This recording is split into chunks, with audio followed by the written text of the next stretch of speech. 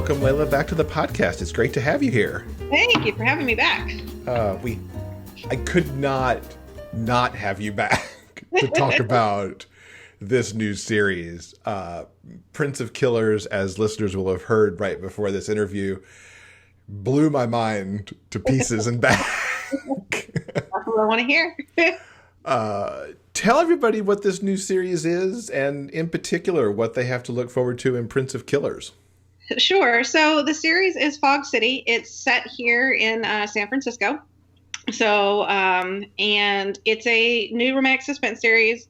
You don't need to have read any of my series before that. I won't say that there aren't some Easter eggs for those that have, because we are all existing in the same place and time.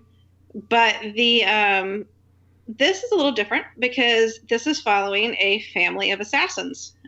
So in the first, in books 1 to 3 of the Fog City trilogy, starting with Prince of Killers, you've got Hawes Madigan, who runs a cold storage business by day, and very successful family kind of business in the city.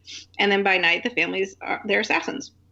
And he and his two siblings, Helena and Holt, are kind of the triumvirate that is currently in the heir apparent. He's the heir apparent, and they kind of all run it together.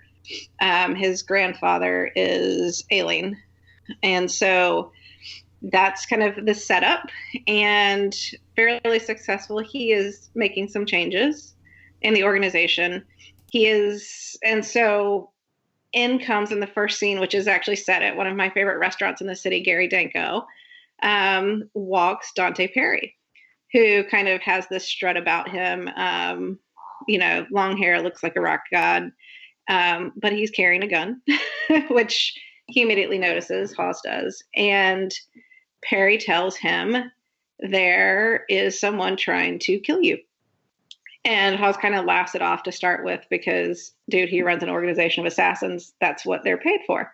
But then as Hawes and the family come to learn, it does look like someone is trying to stage a palace coup, so to speak. And so Prince of Killers involves sort of the first stages of that and them trying to figure out who it is. And Dante has his own motivations as well. He is trying to find the killer of someone who was close to him, and Halls doesn't want him to find out who that is either. So I will leave it at that without spoiling too much. Well, let's talk about the elephant in the room a little bit, and that is the fact that while you have left, for example, the books in the Whiskeyverse on some subtle cliffhangers, this one's bigger than normal for you. Yeah, I'm not hiding anything, guys. This one's got a cliffhanger. I wouldn't say anyone's life is in jeopardy, but it's definitely a cliffhanger. I have made no bones about that The Usual Suspects is one of my favorite movies. So hello. And, I grew up in TV land. And so I love cliffhangers, and I kind of embraced it with this. The good thing is the plan is for all the books to be out this year. All the covers are done.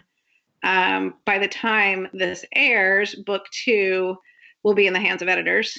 And I should be working on book 3 by then. So they will all come this year. And and it's in the blurb. So, everybody, fair warning. I'm not trying to hide it here. So, yeah. And I like how you make the analogy to TV, because I would put the cliffhanger that you did on the level of like the mid-season break. Yeah. Not quite the end of season break, but that mid-season, it's Christmas time. We're going to go away for a while, and we'll have a big thing when we come back. That's right. It's the end of November sweeps. Exactly. That's where we're at. Not going to lie. And then it comes back, and you'll see where it ends. And then book 2 picks up right where it ended, and goes on in there. Yeah, which I'm super looking forward to. I'm writing. It's been it's fun, and I can't spoil anything. Yeah, don't say anything else. I don't want to know. I don't want the listeners to know. Okay. What was the inspiration for Fog City overall? Because since you've gone with this family of assassins, it's certainly different from what we're used to in the whiskey verse, where you've got all the, FBI agents and other kinds of, law enforcement as your main characters. Sure. So, ironically, I was wandering through Wander Ayar's photography website looking for covers for a different project. And I saw this picture of what will be the book 3 cover. And I had to know, what the hell is their story? I mean, it just jumped at me. And I was like, I have to know the story. And then one of my good writer friends, Allison Temple, said, you can't buy the pictures until you have a story. She's like, do not spend the money. So by the end of the weekend, I had the story. I had all 3 of them. And then I was like, okay, so let me piece together the 3 covers. And so that's kind of how it, in its original, came about, thinking about doing it. So art really did inspire art in this case, because the photos were just amazing. But then also, I wanted to branch out and do a little bit of something different. There have been hints of the people in the gray area. Jamie, good guy, but some of that hacking is not exactly on the up and up. Mel, I think we saw go more and more, in her bounty hunter business and be a bit more flexible once she left the FBI. And so kind of going from there, and wanted to play more in that gray area. And having read books too, L.J. Hayward's Death and the Devil series in particular, it's fun, and it's to some extent pretty liberating. I don't think it wasn't harder. There's less rules, right? I don't have to check the FBI's hierarchy chart every day to make sure I'm naming someone the right position. So in that regard, it's actually been a bit easier.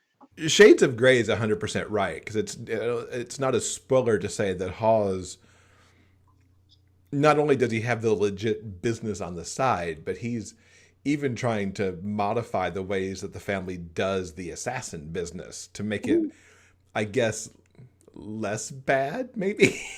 Yeah, no, so there's an event that happened 3 years ago that kind of drives a lot of the series. And when you read, you'll find out what that is. And to that extent, it drives Hawes's 3 rules, which are in the blurb, which is no indiscriminate killing, no collateral damage, and no unvetted targets. So he is turning the organization away from kind of the killing machine that his grandfather, Papa Cal, was. And his parents were very methodical, very efficient, not a whole lot of emotion in it. And so he's trying to find the balance between those two, of it being, I don't want to say the killer with a heart of gold, but he is a killer with a conscience. And so he doesn't even like the moniker Prince of Killers, and what that stands and how it came about, which you read about in the book as well. But so he's definitely a great character. And then when you look at the broader picture of everyone in the series, Holt Holt is, has a kid, and he is first and foremost the father, right? And he is a hacker. And he, because of where he's at in his life, has pulled back to being kind of the digital assassin of the bunch. And then Helena, who is the sister, who is my typical female, complete badass, lover. She does criminal defense work in her day job, where she is actually working for people who are wrongfully accused. And so there's some shades of gray in her as well. And then even one of the other side characters is the chief of police, who has an interesting relationship with the Madigans. And he knows that there is some benefit to what they do, and you're going to find out there's some backstory with him as well, as to where he is. So, and there's a reference to him if you've read Trouble Brewing, there's a reference to him in Noble Hobbs. It's the same chief for those who are watching that read that. Yeah, So that was he's one of the kind of Easter eggs I right. missed, because Yeah. you and I have talked about the Easter eggs, and there were some that I caught, and some I was like, "Dang it!" Yeah.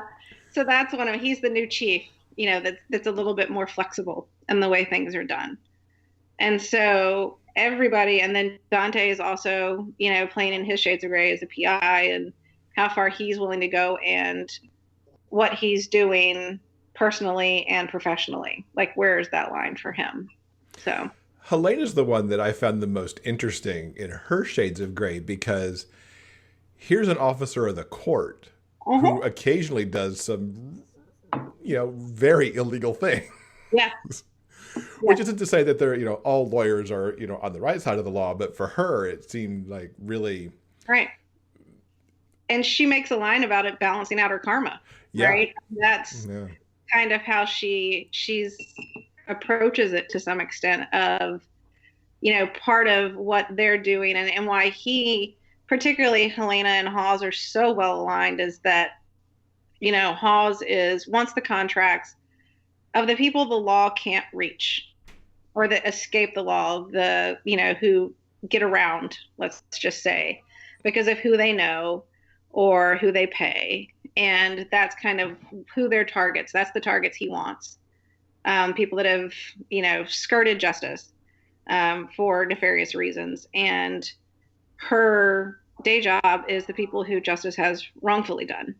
Mm-hmm. And so they kind of work hand in hand, and her feeling on it plays to both of her careers. So You yeah. mentioned in this book you had less rules, so like you're not looking up on the FBI flowchart on Yeah. things. Were there challenges to coming at these characters who had these shades of gray, or was it free for all's a little bit much, but Yeah, certainly no, more certainly. freeing, I guess. Yeah, certainly challenges. I mean, you still have to balance the fact that, hey, they're killing people, right? And how you balance that with their conscience, with the people around them. Particularly Kane, who is the police chief, has a lot to deal with, and going on, kind of. So yeah, I mean, it is definitely there were different challenges. For me, I kind of liked it because I got to go a little bit more, even though it's a shorter book than usual, I think going into their heads more than I typically would, because there's a lot more internal conflict while still having tons of external conflict. I felt like there was more internal conflict about what they're actually doing than, being the FBI agent and knowing you're on the right side of the law. So this was more, they had to kind of walk that line, particularly Hawes. Mm-hmm. So one of the things I liked most about the book that is, in a lot of ways, it's separate from the romance and it's separate from the suspense element a lot, is the family unit. And yeah. it's a recurring theme, at least in the books that I've read of yours, from, Irish and Whiskey and their families, and then what we see of the families in Trouble Brewing of the main characters. And here I really feel like maybe it's because we're so much closer to the family that we really, even in this shorter book, get a lot about Hawes and Holt and Helena. Yeah. And their interaction with each other. What was your plan as you populated this family and the characters that you wanted to put on the page? Yeah. So it kind of, I would say, came about organically to an extent. The first scene I wrote that weekend when I saw the pictures. I wrote it and then I posted it, and my little reader group was like, I hate you. And in that first scene, there's a reference to the siblings, but you actually don't see them. But then they pop up, and part of it too was I'd already found their pictures as well. And so I kind of knew who they all were, and I also knew who we needed to do X, Y, and Z from a plot standpoint. But I also didn't want Hawes to be an island to himself, right? And to some extent, giving the life that he lives, and the two aspects of his life, that family's going to be the only, they can't really let anyone else get close, right? And so they're so tight with the family. That's the only people they trust. And so that's, I think, particularly why, that's who he debriefs with. That's who, they're planning with and everything, because that's kind of it. And then, you have in that expanded family, you also have Holt's wife, Amelia, and you have the grandmother, Papa Cal's wife, and like that's the tight knit crew. And it has been that way for that family for 3 generations. And that's kind of what you find out, is that, this is what they do. And because of that, they have to kind of keep it close to the vest, and the families who they trust. But even through that, you've got Helena pushing on Hawes to make the connection to find somebody. Yeah. Which I love, because even as all hell's breaking loose, it's like, think about doing that, because you could have what Holt has. Yeah. Like they both of, Holt's happily married with a kid. And I think for both Holt, for Hawes and Helena, that's the ideal. Their parents were happily married, right? Papa Cal and Rose were. So there's, you can have a happiness, right, in this. You just have to find the person who accepts it. And where's that line? And Dante's someone who could be that person, right? He comes in and he seems to know what they do. He seems to be okay with it. And, it's got a hint of insta-lust for sure. Like they're immediately attracted to each other.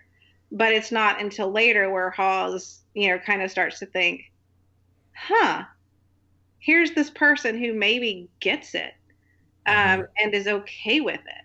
The way that Holt and Amelia ended up working out. And Amelia is part of the crew. She actually has her own specialty with pressure points, and being a kind of a perfect Trojan horse for the group, because she's not as out there as the rest of the Madigans are with the business. So he starts to see that, and Helena's kind of also walking a thin line of, I want him to be happy, but do we know who this dude is? Right? Kind of like, hey, buddy. Okay, go have fun, but be careful. Yeah. So he's trying to be the rational one in that scenario. So we know there's a trilogy. How far does Fog City go overall? What do you have a grand plan? I do. So Hawes and Dante will have the trilogy. So they're the main characters through books 1 to 3. And then then Helena will have a book, and then there's another 5th book, but I'm not going to say who that is because that will spoil things. But everybody will get their HEAs by the end of it. So I'm looking at 5, and then I've got some ideas for spinoffs, and I may already have some cover photos bought for them. So I would say I like building big verses, right? I mean, my intro to really reading a lot of romance was Kristen Ashley, and I love that big verse concept. And so I like building them too. And if you put it back on TV, I mean, you look at things like the Arrowverse and all of its characters, or all the Chicago shows on NBC. Right. You can have all of your one big, huge combo verse. Yeah. No, and that's kind of, like I said, I grew up in all that too. Like I was a TV person first. And so, yeah, I come from that world where it is all intertwined like that. And I like doing that. And I like cameos and seeing characters, and it's fun. And Mel runs everything. Just remember that. That's all you need to know. Even if the characters don't know that, she's really in charge. Everything. Yeah. Now, we got to give you a congrats, too, because in the midst of you getting this ready, it was announced you're a finalist for Romance Writers of America RITA Award for the book Relay. Yes. Which is awesome. Yeah. For those who don't know, tell us what Relay is about. Yeah, so Relay is book 1 in the Changing Lanes duology, which is Relay and Medley. So 2 books. The duology follows the 4 men who are on the U.S. men's medley relay team, swim team. And so the first book, Relay, which was nominated, is about Alex Cantu and Dane Ellis, who had a little summer love affair at a training camp 10 years ago, and didn't go well because Dane is son of an evangelical minister and very closeted. And so he ends up on the same Olympic team with Alex, who is the team captain, who's worked his tail off basically to get where he's at. And he is, it's enemies to lovers to start. Obviously, there's a lot of friction there from what happened in the past. And then they end up on the relay team together, have to work together. And so then you've got a bit of a second chance love story is what it rolls into. And so you see up through the first two legs of training camp and of Olympic training in the first book. So you see the two domestic sites, and then in the second book, Medley, which follows the other two characters, Boss and Jacob, that's a mentor-mentee, little bit of an age gap, like 26 to 19, I think. And one Jacob's this lovely like pirate quoting cinnamon roll. I love him. He's so much fun. And they two bi characters. So pirate quoting cinnamon roll? Yeah, he's a cinnamon roll character, and he's a total dork. I love that description of him. Yeah. And so then you see international training in the Olympics in that book. So they go hand in hand. And I'm really, there are definite problems with the RITA award, as has been brought up, with getting better representation. I'm happy this book got through. Alex is a character of color. And, when I wrote this, I wanted to say, this is the U.S. Olympic team, a representation that I would like to see, right? That's diverse in sexuality, in race. And, I'm glad that it did get to the finalists, because that's at least out there. Yeah. And again, congrats for that. That's cool. And I'll have to go pick that up now, because I have not picked up your sports books, and I'm certainly like a sports romance lover anyway. So. Yeah, one of my good friends was a competitive swimmer up through college. And so I talked to him a lot. And then one of my other friends swam up through high school and then a little bit in college too. So it was something different, and I think it was right about the Olympics time where we started talking about that idea, and then it just rolled. And I imagine there was some research involved there too, just to know what the training program was like and where it happened. And yeah, and then some of it was my own. Like book 2, they go to Vienna for training, and I studied abroad there, and I've kind of always wanted to put it in a book, and so that was a lot of fun. Everywhere there, somewhere that I went, and even the fight that happens up in the wine country kind of happened to a friend, and so it was interesting, like to see kind of, it was a different source of the fight, but I was traipsing through this little village in the middle of the night going, where'd you go? So yeah, that's awesome, drawing from real life events. Mm-hmm.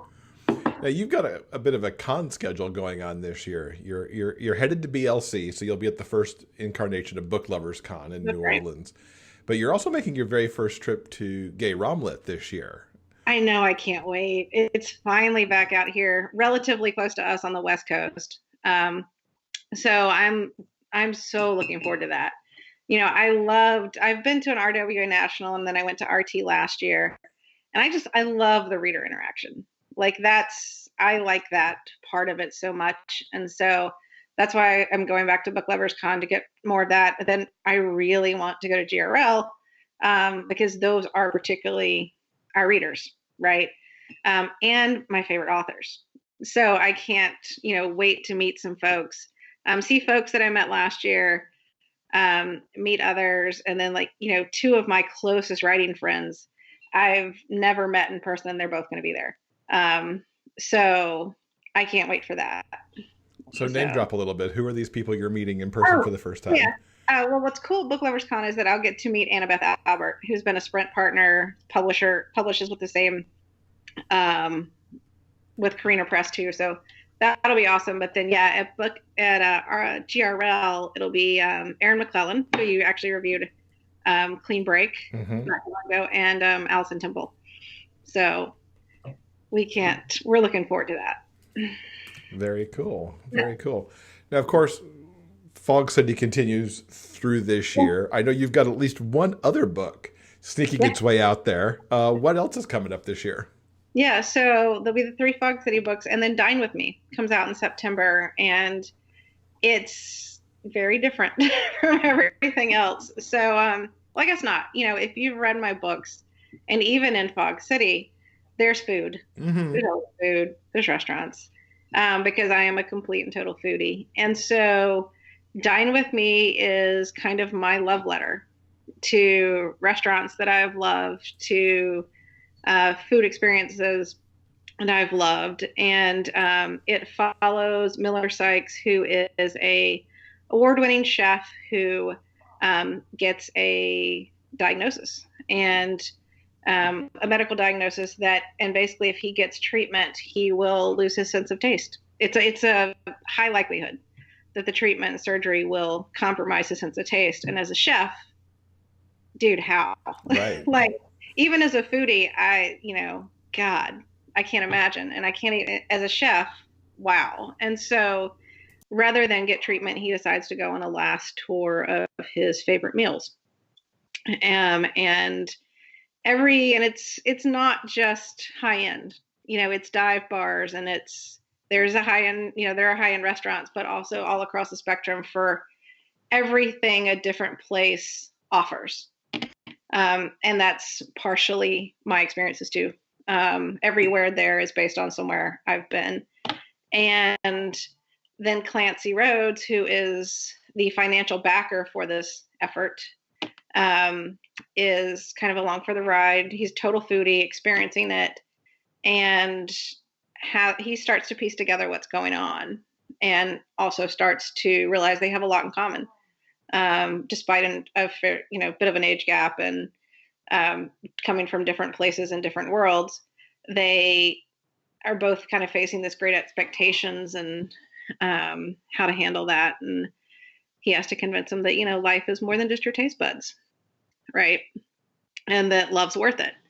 And so it's the book of my heart. It's been in my head for years. I've sat on the first chapter since 2015, 2016. It was on the initial list of blurbs I gave my agent. And we finally found a place to make it happen. So I'm super excited about it. That's awesome, because it's always good to get the book of your heart out there. Yes.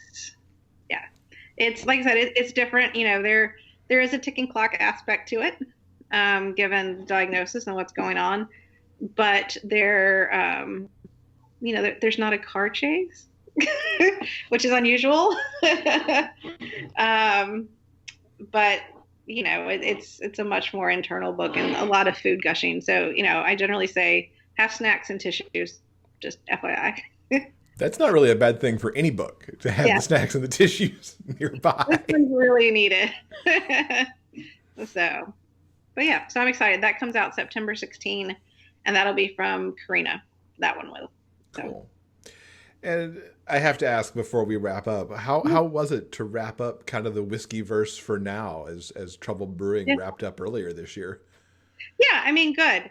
Right. I like where everybody got to. I loved writing that last scene in Trouble Brewing and Noble Hops. It was just kind of a nice, everybody's where they should be. Right. And so I was glad to give everybody their happily ever after there. I did seed some things which are in the pipeline. And so, things may happen in the future.